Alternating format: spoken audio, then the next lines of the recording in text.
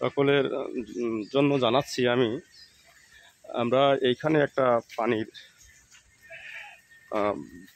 ট্যাঙ্কি বসাইছি। এই 3000 লিটারের একটা পানির ট্যাঙ্কি। এটাতে বৃষ্টির পানি রাখার একটা সংস্থান করেছি। সরাসরি আমাদের এই চালের পানি পাইপ লাইনের মাধ্যমে, এই যে পাইপ লাইন করা আছে, এই পাইপ লাইনের মাধ্যমে একবারে ওই মাটির নিচে দিয়ে, এই রাস্তার নিচে দিয়ে এই পানির ট্যাঙ্কির মধ্যে এসে জমা হচ্ছে। এই গত 2 দিনের বৃষ্টিতে পানির ট্যাঙ্কিটা পুরোপুরি ভরে গেছে। এই পানিটাই আমাদের এই মুরগির বা আমরা নিজেরাও পানি আমরা খাইতে পারি, খাওয়ার পানির ব্যবস্থা এখানে আমরা করেছি।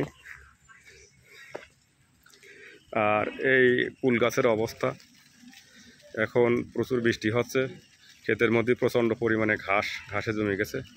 নতুন করে বেশ কিছু পেঁপে গাছ লাগাইছিলাম, সেই পেঁপে গাছগুলো হয়েছে, কিন্তু ঘাসের কারণে আমরা খুব খারাপ অবস্থা ঘাসের জন্য। আর এইগুলো পেঁপের আরও অনেকগুলো চারা এখানে তৈরি করা আছে।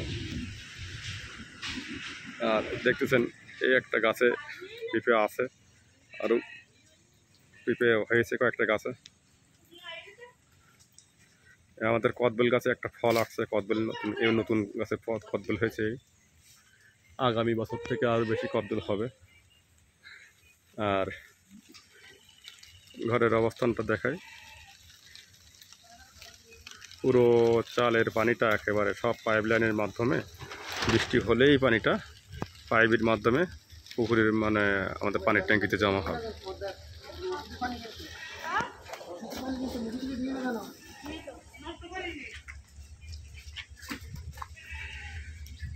আর আমরা এই রাস্তাটা করেছি, এখনও রাস্তাটার কাজ শেষ হয়নি।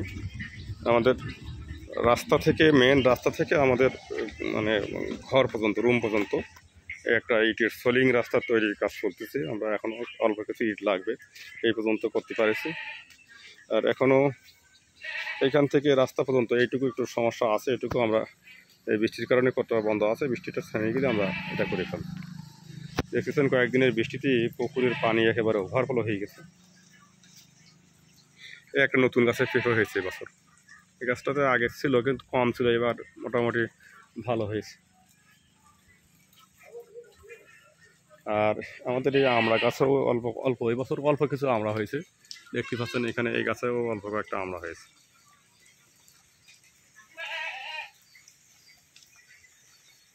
আজকে এই অফিস শেষে বৃষ্টির পরে আমি, সজল আর আমার পরিবার আমরা সবাই এখানে আসছি। আমাদের এই খামারের নতুন মুরগি উঠেছে, এটা দেখার জন্য, প্লাস খামারের অবস্থানটা একটু দেখার জন্য এখানে আসা।